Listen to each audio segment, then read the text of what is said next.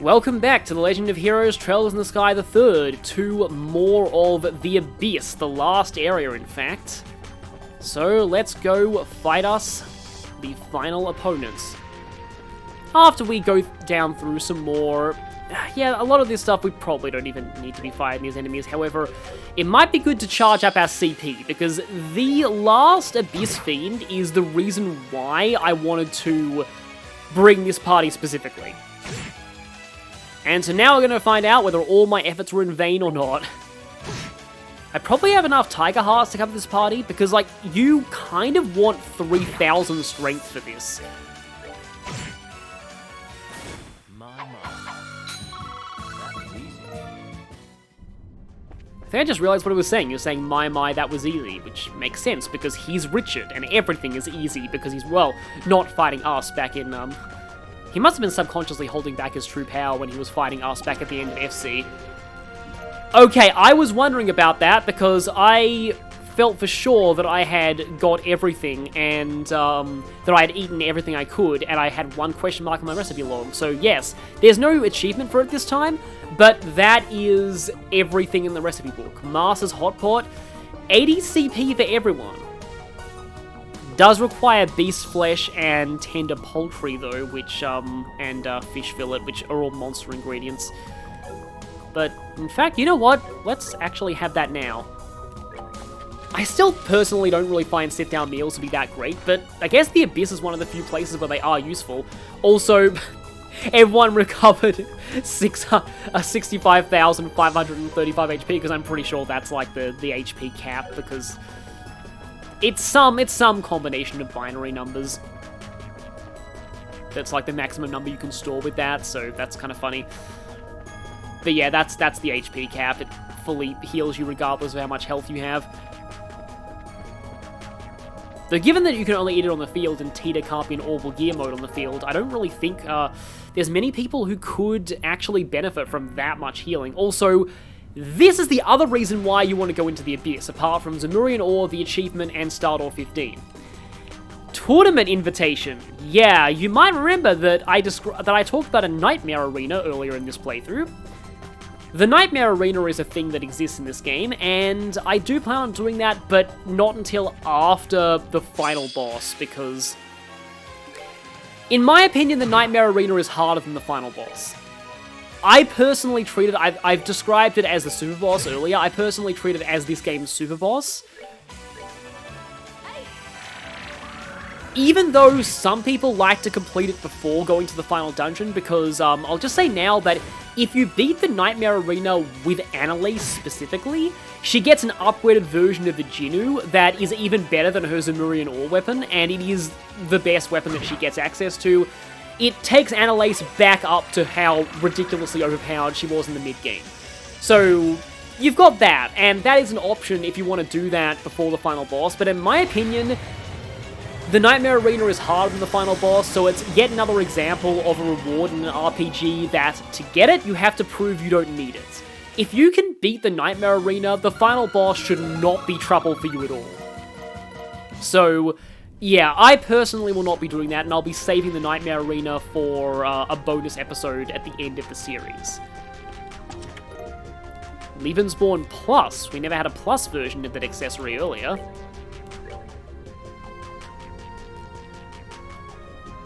Various stats up, move -1, prevents petrifying death blows. Gives you a lot of arts defense, and it gives you a bit of an ATS boost. Not as good as a Crimson Eye, though, which I'll have to de-equip for the end boss of this place, because it is completely immune to magic. I don't really even think there's anything new in here. Have we seen, well, we've probably seen all of the regular enemies in the 7th plane, besides the rest of the Doppels. And there's only 2 more bosses in the 7th plane too. I guess I can fight this to see if we can see some more Doppels. I don't think we've seen Doppelmuller yet. I'm just trying to think if I have any more things I can talk about regarding this game, regarding Kevin. I've really said most of what I wanted to. I mean, I could talk a little bit on how I sometimes relate to Kevin on issues of self-loathing, but that would probably... I just said we haven't seen Doppelganger and you obliged. But yeah, I feel like that would get a bit too personal. Like, you know, I don't want to turn my own channel into like a therapy session or anything. Even though this game is kind of fitting for that sort of thing. I did it a little bit back in Persona 4, but I really wanted to because that fit with my history with that game. Actually, though, on that note, let me just show something. Let me show. This is a weird thing to say, but a meme that I made. So, you know the Galaxy Brain meme? I made one of those for me when it comes to my own personal biases for stories that I like. So, this is my Galaxy Brain story bias meme. I guess you wait for a Doppelganger and then two come along at once. Ask and... Okay, now I'm legitimately getting freaked out because it's almost as if Phantasma is reacting to my own thoughts and desires. It was like, oh, hey! Oh yeah, thank you so much for pulling Reese in closer. She actually could really use that. But I'm like, oh, I want to see Doppelganger. I haven't seen him yet. And then ask and Phantasma will provide. But yeah, here is my Galaxy Brain meme for my own story biases.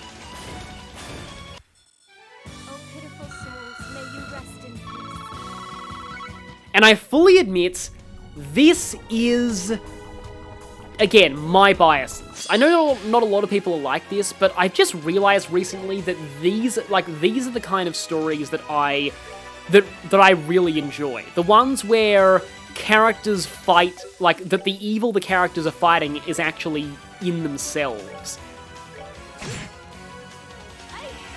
And I don't know if that's... I just kind of promised that I wouldn't be turning, my channel into a therapy session, but it is, in a sense, I can say that, in a sense, it is possibly because, in real life, I do suffer from a mental condition. I have obsessive-compulsive disorder, which, by the way, is nothing like what pop culture says it is, and, if you knew what it actually was, you really wouldn't want to have it.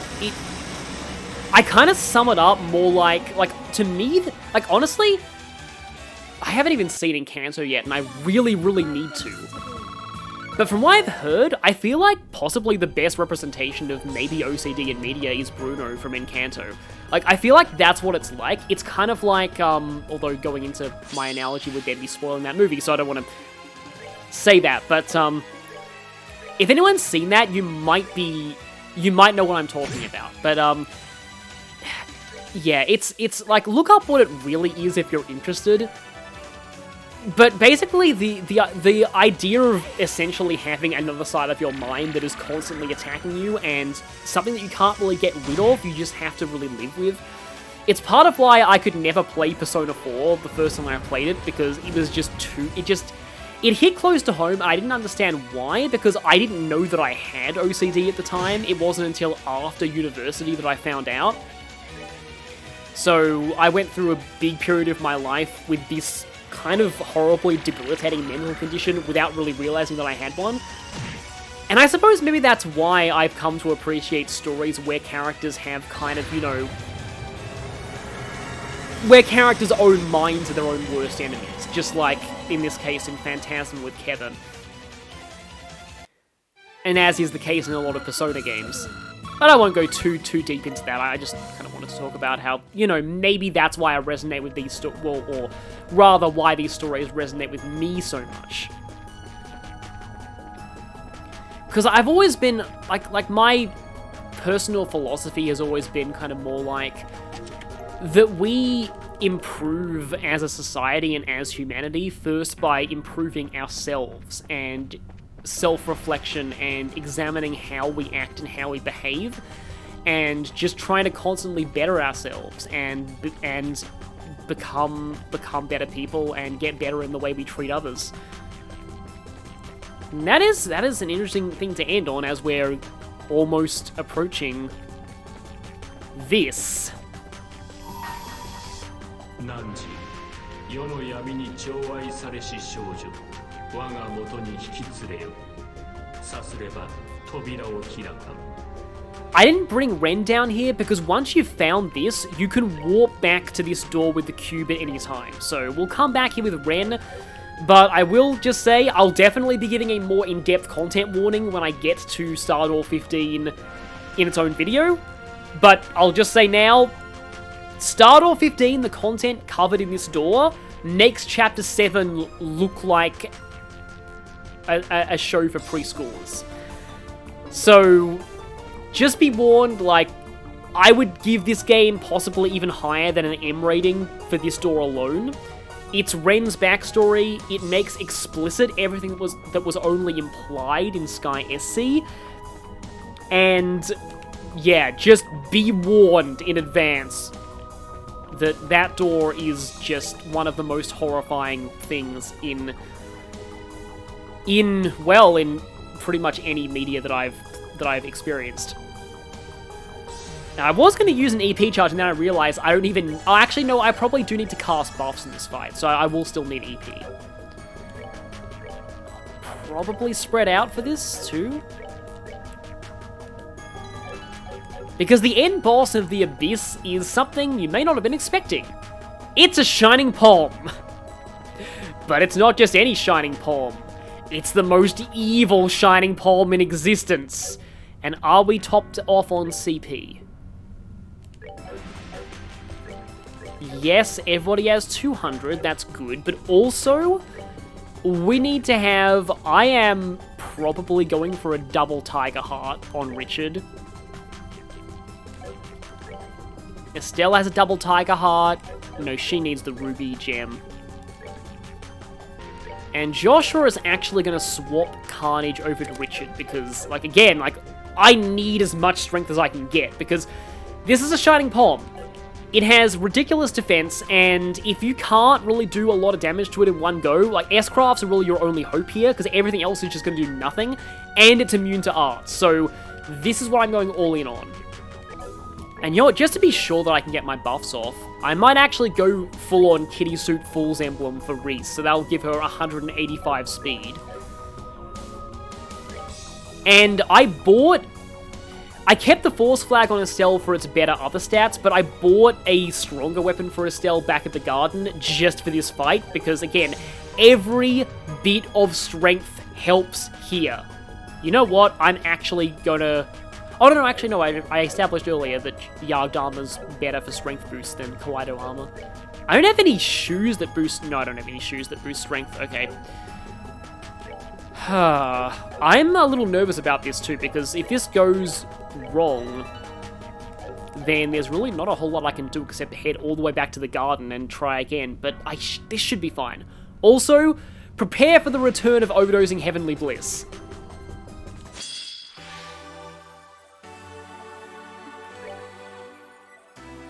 It's the Pom Disco! This thing's Japanese name is even better than this. It is Pom the Tempest. I have a 10% strength turn. Maybe I should take it with Joshua.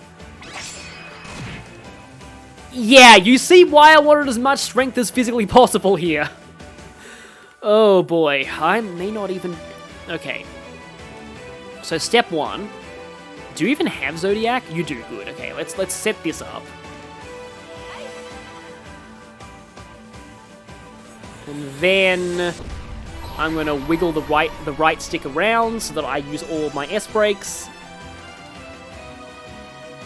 Number 1 is Reese.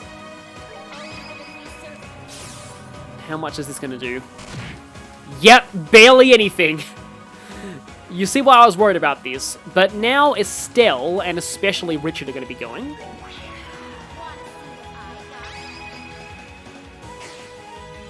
Oh, I should have put on Agate's remote ability, that would have given me more strength, and every little bit helps here. At least I saved, I can always go back if I mess this up.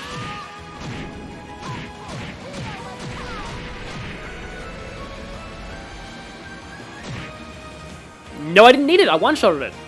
See, this just goes to show just how much the Sky formula, like how kind of weird the Sky damage formula is. It's different in all of the later games, but like basically what happens is there is an exponential difference between like a small increase in strength means a huge increase in damage because of how the damage formulas are multiplied. So with like around, 2,500 strength, Joshua was barely doing much. And then Estelle with 2,800, one-shots.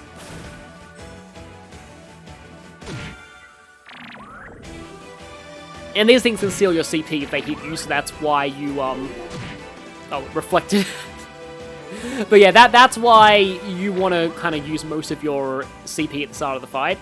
These things have way too much speed. Oh, they can also run.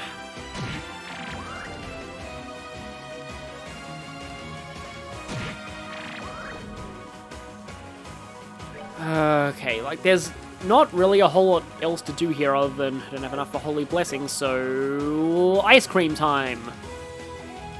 Oh wait, you have... Actually no, I took away your movement debuff, so I can safely do this. And let's go more ice cream. Actually, how much does Bloody Meatballs do? Yeah, because like Bloody Meatballs are about the equivalent of Richard's current strength stat. So let's see how much this does. Nothing! Maybe they're immune to attack food. They might be. Oh no, maybe the resist was just fate. It is really weird that would do absolutely nothing though, unless they were immune to attack food. Okay, let's go Joshua. Probably not going to do a whole lot. Yeah, it did some. And yeah, basic attacks from Estelle do nothing, but her S-Craft one-shots.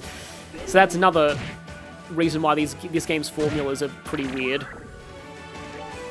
Now, does Shadow Spear actually work on you? I should also mention that Shining Palms, I've mentioned this earlier in the game, they do actually show up in other areas of this game as well. I just never ran into any of them, because you don't find, unlike in Sky SC and FC, you never actually run into them on the field in this one. So, in fact, I think it was only in FC that you could run into them on the field. So, you can only encounter them in very specific areas. Oh, that's funny. He actually got, like, the CP to use his S-Craft, and then it got drained. And they're in groups alongside other enemies. So, like, again, it's pretty hard to find them. That's why I'm going to have a lot of gaps in my monster notebook.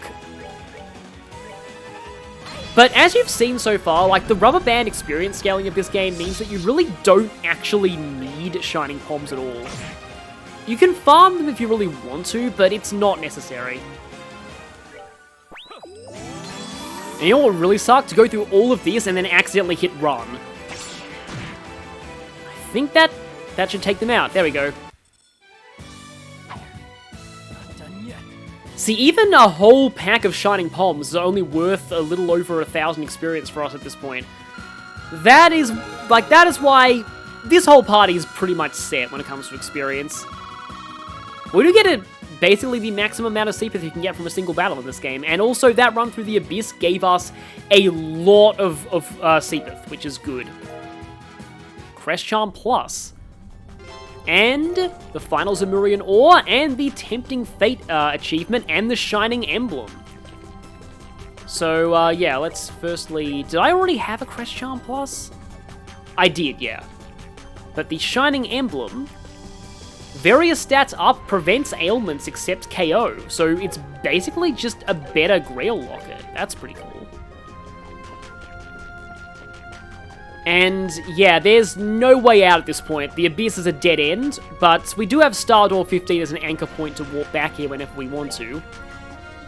So let's actually head back to the base area. Because I think there's a conversation if you try and make a Zemurian Ore weapon. I think you have to talk to Celeste to do that. First, let's heal.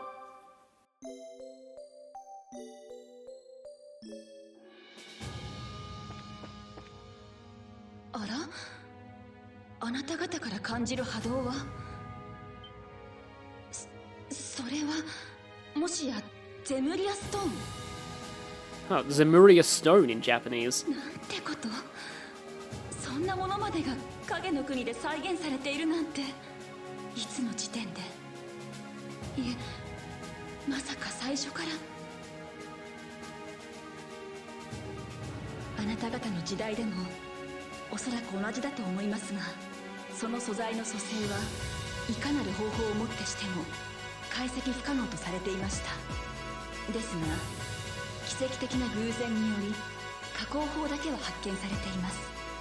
I wonder if this stuff has any connection to the Salt Pail, something from outside of the realm of the known universe that nobody can really understand.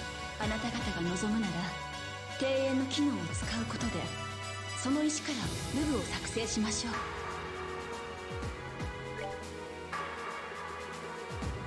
So here we're told which weapons we can make, but I'm pretty sure you're not actually shown their stats unless you actually make them, and they all are all very different. So right now I'm going to show screenshots of the stats of every one of these.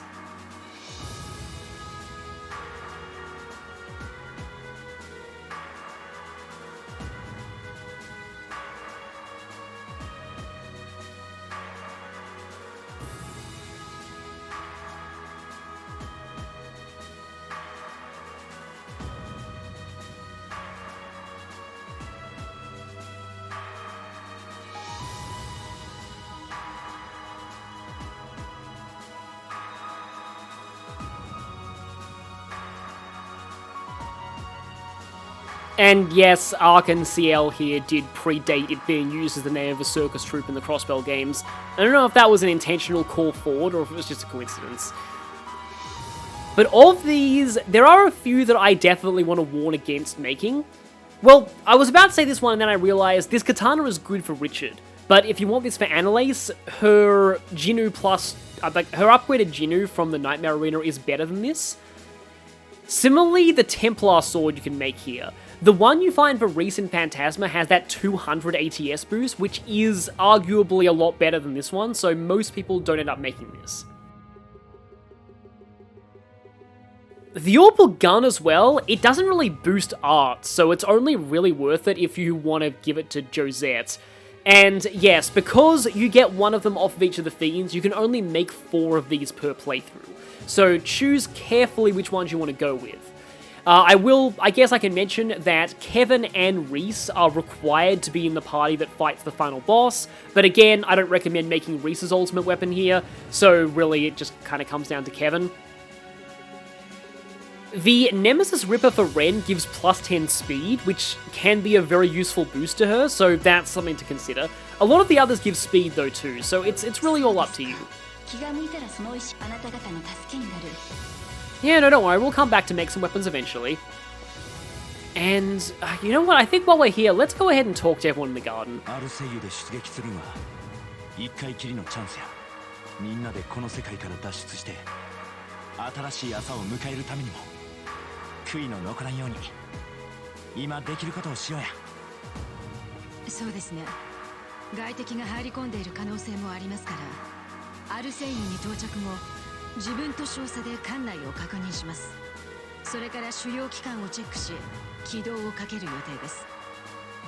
By checks, you mean chain crafting everything in there.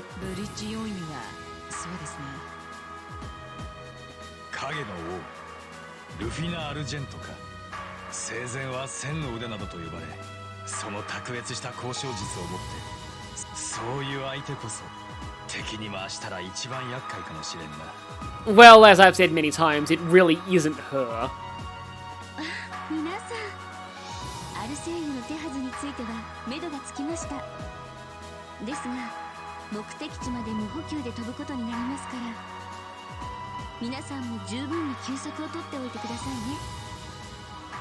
I noticed Ren and Tita were here last time.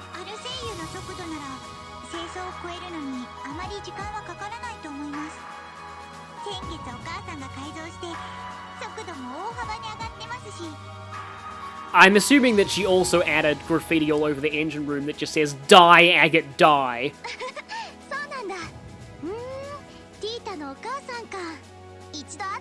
かも。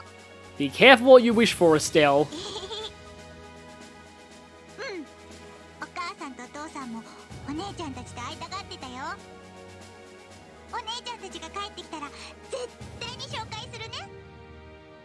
I'm sure that they, that Dan would like to talk to Estelle about a lot of things, though. ハルセイユってあの白くて綺麗な船でしょ。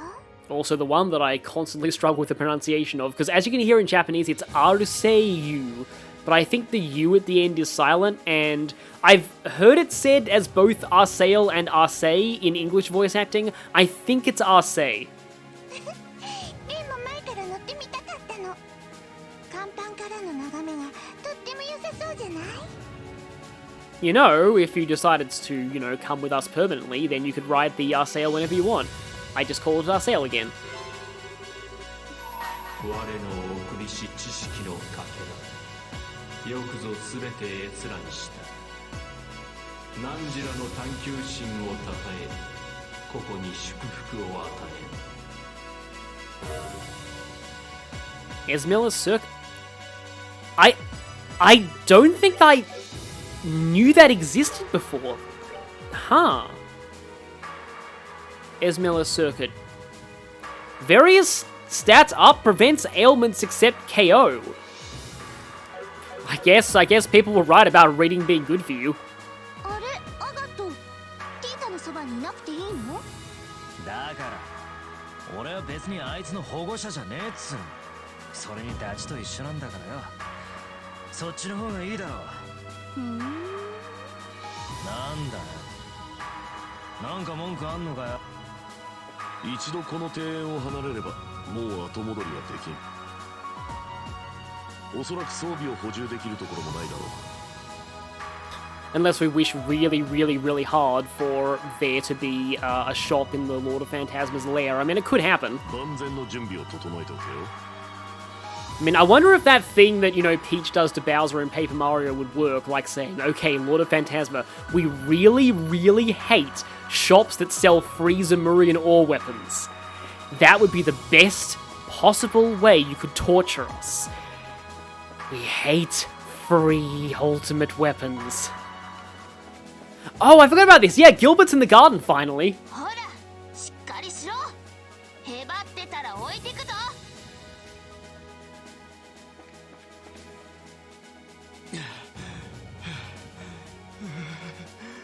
僕に話しかけるな。もう指一本動かすのも億劫なんだ。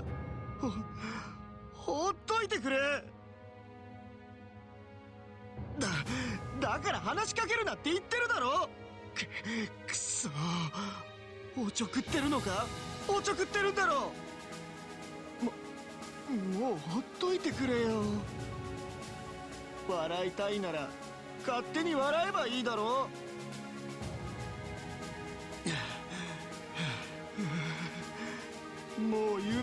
Oh, it just repeats.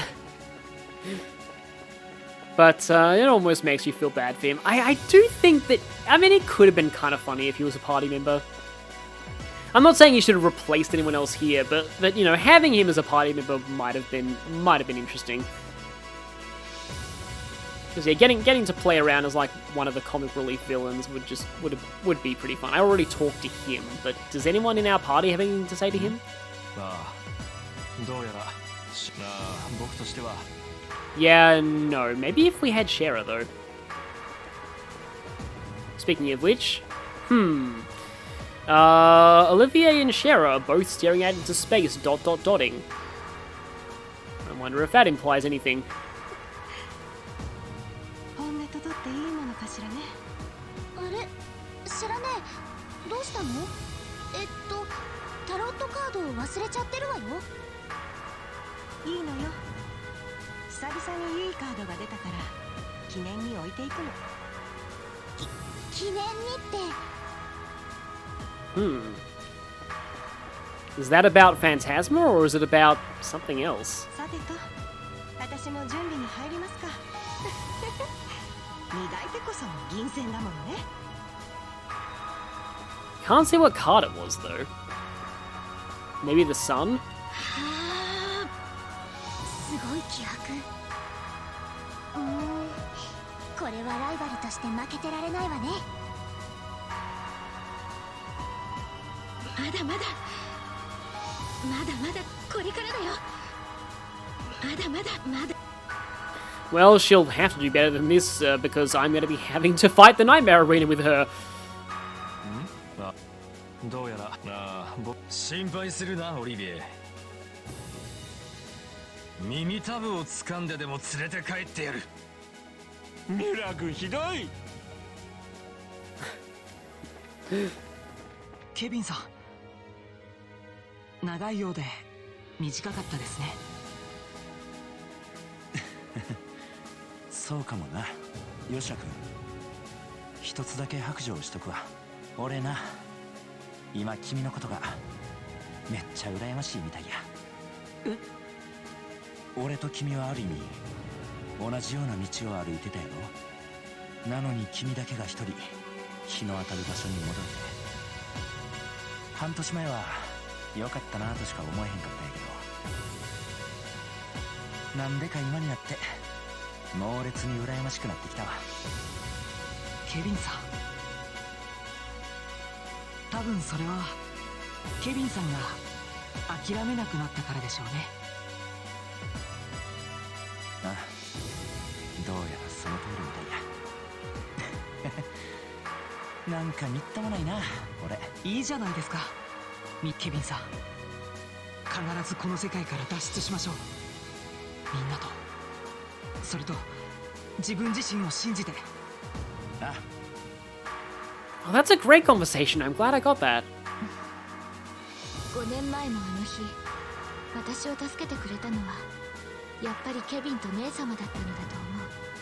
その結果がどうあれ、ケビンも姉様も大切な人だから。 You realize he's standing right behind you, right? だから影の王は私たちの手で倒す。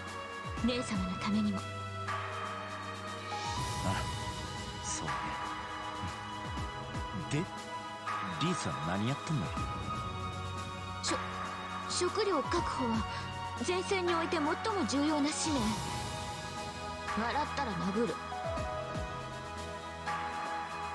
ほら、目的地までかなりあるんでしょ。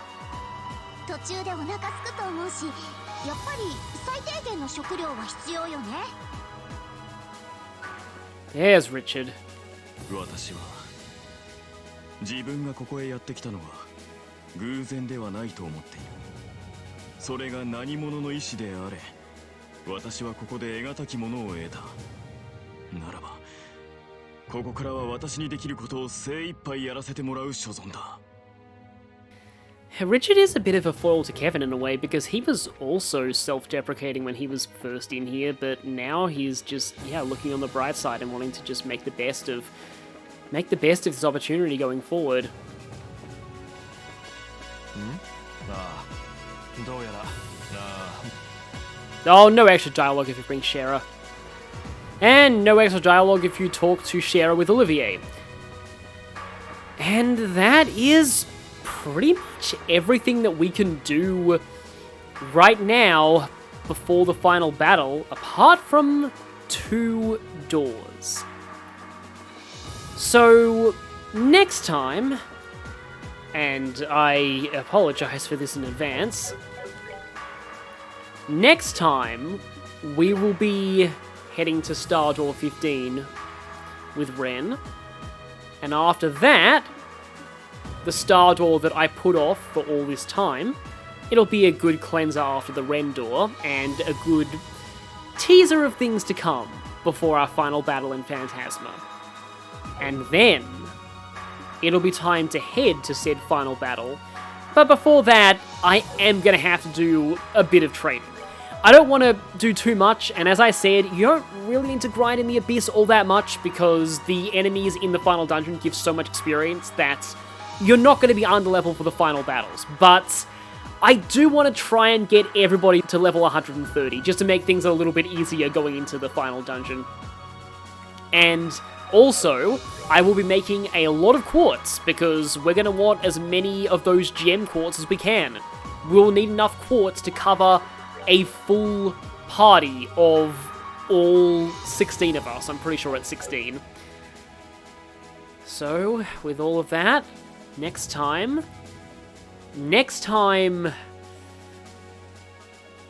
there are no words to describe what's going to be next time.